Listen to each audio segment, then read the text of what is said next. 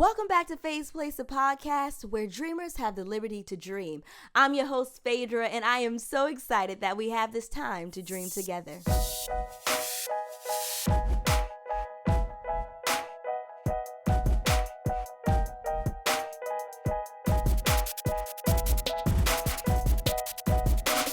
You know what I discovered about myself? My love language is giving and receiving great gifts. For Christmas, my cousin gifted me Viola Davis's memoir, Finding Me. I read that in 3 days. And that's because I remember reading 45 pages of a book is one of the rules for 75 hard. I was on day 2, half of the book already read, and I said, hey, let me decide to actually look up what the rules are. I then discovered that the rules entail 2 45-minute workouts, one have to be outside, and reading 10 pages of a nonfiction book. So yeah, I got it wrong, but I read that book. Yay me! I was really excited to receive this book by my cousin because I felt like she validated who I was as a creative. She also gave me a book about film. As you all know, I have my degrees in theater and film, so I felt this was my cousin investing into me as a creative. And number 2, I love memoirs. Like, that is my read of choice. And number 3, for a while, I wanted to get back into reading memoirs, and now I was gifted that opportunity. Never underestimate a meaningful gift, and what a gift this book is to all that read it. I was really excited to get into the book because I know Viola Davis and I have similar experiences studying theater at a PWI. We always start here on the show by asking our guests, what did they dream of becoming at 5? For Viola Davis, 5 really was a turning point. Her sister planted the seed within her that she could be something great, something more than her environment. She could become somebody. And as a true actor, she uses theater terms like hero's journey, and she likens this moment to her call to adventure. Oh, say what now? You don't know what a hero's journey is? Okay, let me enlighten you. Hero's journey is a 12-step program. It's 12 steps that every character of a story goes through. So the protagonist, the hero, starts off in their world. Everything is fine. At least that's what they think. And then the hero is called to adventure, and they have the opportunity to either stay stagnant or take them up on their offer. And usually they agree. This is when all the conflict happens, people. This is why we tune into every story. We want to see our hero overcome every battle, all the ups and downs, the twists and turns. And then that hero comes back with an elixir, meaning that a transformation has taken place. They may look the same, but they're not the same. They are much more wiser. A lesson has been learned. This is known as a character arc. You got it? Very good job, class. Let me see that 5-page paper. Just kidding. Maybe. So her sister planted that seed of becoming somebody when she was 5, but later on, she realized acting was the adventure that she was called to. When she was watching the autobiography of Jane Pittman, which was portrayed by Cicely Tyson. This was the first time that Viola Davis saw someone who looked like her, a dark-skinned woman, full lips, an afro. People, representation matters. I didn't understand that until I got to college, but representation always mattered. Similarly, I wanted to become an actress because of Phaedra Rashad on The Cosby Show. That's how I spent my free time after playing with my dolls. I studied The Cosby Show. Absolutely, to this day, my favorite show. I studied theater because Phaedra Rashad studied theater.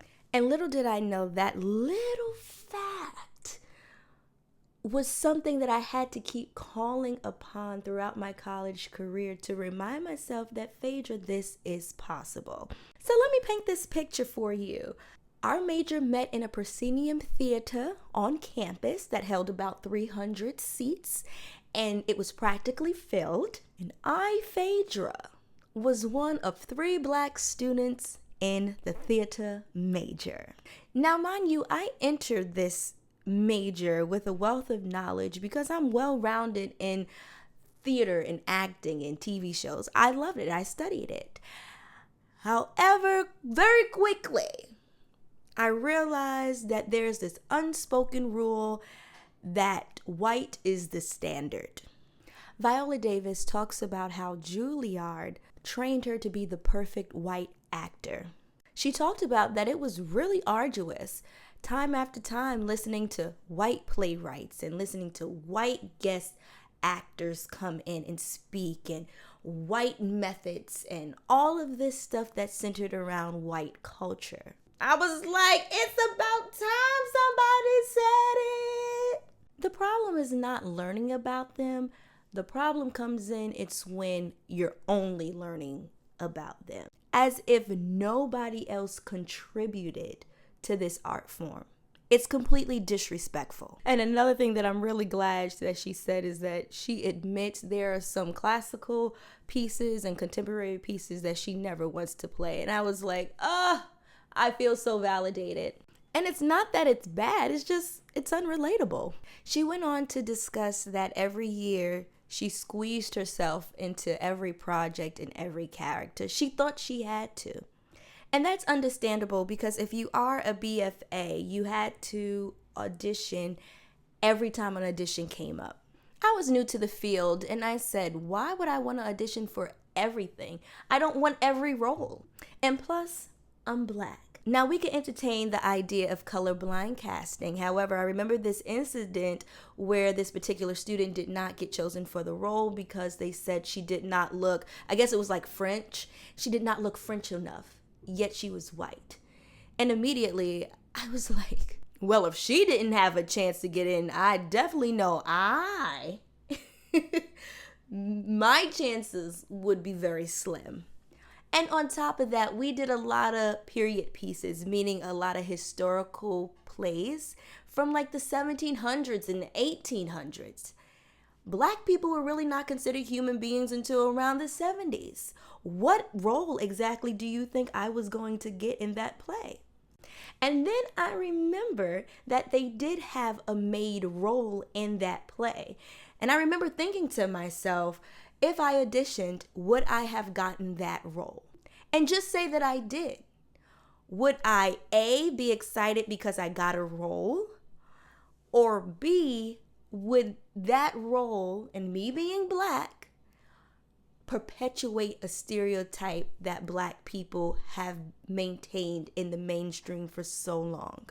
And the more I was learning about this world of theater, it became very apparent that white people were very comfortable with Black people playing subservient roles.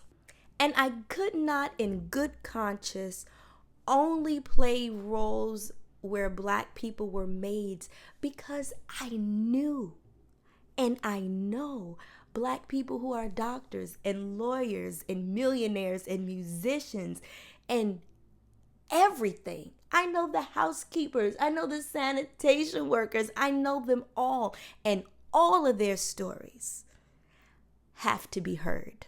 I appreciate Viola Davis saying that she felt she had to squeeze herself into every project and every role, because you know the phrase, when in Rome, do what the Romans do. You want to fit in, so that is the standard. You just do the standard. But what she also said was that Juilliard taught her to understand the power of her Blackness. Her trip to Africa really opened her eyesight, because she realized she was sold lies and she could not combat them with anything else because she just didn't know. She talked about how she saw the equivalent to all the classics in Africa, and she raised the question of the double standard as to why, when it comes to playing Black characters, it's always seemed as wrong.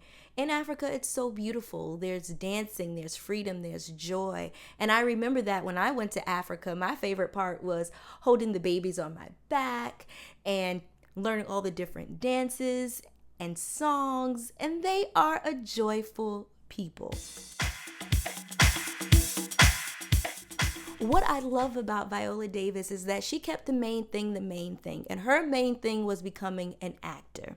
She was speaking with one of her friends and told them she really wanted to become part of a program where at the end there was a guarantee that she would get a job acting, and get an agent, because without agents, you don't get jobs. And the guy told him, he was like, look, you either got to go to Juilliard, Yale, and NYU. So she auditioned for Juilliard. And before she graduated, she was approached by an agent at a top agency saying that he saw her work and that he wanted to sign her. I am always fascinated by people who have a goal and they work it until that goal becomes a reality. In her earlier years, she was met with a teacher who asked the group who wanted to become an actor. And of course, everybody raised their hand. And then he started to list all the difficulties that come along with this job. And after everything he lists, hands started going down. And Viola Davis's hand was the only one left up. And she had said that everything in her life had been hard. She was not scared of hard. Graduating already with an agent at a top agency just proves that she did the work and she stuck to it. She also gives us behind the scene moments of projects that she has done. And I love the fact that she's so honest with the life of an actor. She talked about how much actors get paid, the hard work of performing every night while also having to have other jobs to make ends meet. Most importantly, she kept at the forefront that fame only happens to a small percentage of actors. It's important to talk about this because people only see what happens on social media and in interviews. They don't live the reality of it. And being an actor is a hard job. Viola Davis kept it real the whole entire book. She goes into the fact that a lot of the roles she was offered to audition for were drug-addicted mothers, or the directors were looking for light-skinned black women to fulfill some of the roles. But the honest thing is that studios were not given great roles to black actors and actresses. I remember feeling nauseated when I discovered this back in undergrad. Here's an occupation where you can play anything. Anything becomes possible, yet your race, your gender defines and limits you. And this is the main reason why Viola Davis and her husband, Julius, have created their own production company entitled Juvie Productions. The truth is that you have to become the change that you want to see in the world. If they don't give you a movie, write it yourself. Find your community and get to working. And this is why Faye's Place, the podcast, exists. We exist to encourage you to pursue the dreams that God has placed in you. It's hard, but you can do hard things. In the book, Viola Davis talked about how she majored in English because she wanted to make sure she got a job as a teacher when she graduated. And she fell into one of the deepest depressions. There is this insane depression that happens when creatives ignore creating. If you know, you know. And here at Faye's Place, we seek to build community for those in the entertainment arts. Because ain't nobody got time being sad, especially when you can just create. It took her 5 years to graduate undergrad because she was toying with the decision of what to major in. But she received her degree in theater in 1988. And as you know, she is an exceptional actress, one of the top actors of our time. So I'm so excited that she wrote this memoir. It is Oprah approved, honey. And I'm excited that my cousin gifted me this book because this is what happens when dreamers have the liberty to dream. If you read this book, I want to hear what your favorite part is. You could leave a message on Facebook or Instagram. And if you haven't read it yet, what you waiting for? Make sure you pick up your copy. Tune in next Monday with a brand new episode created with you in mind. I love you all for listening. Hi friends, it's Phaedra, and you are listening to Faye's Place. Join us each week as we talk to industry insiders about their journey and what it takes to turn dreams into a reality. Whether you aspire to be in the entertainment field or just inspired by the hustle, count this as your backstage pass. Join us every Monday for a brand new episode. And also follow us on TikTok, Instagram, and Facebook at Faye's Place.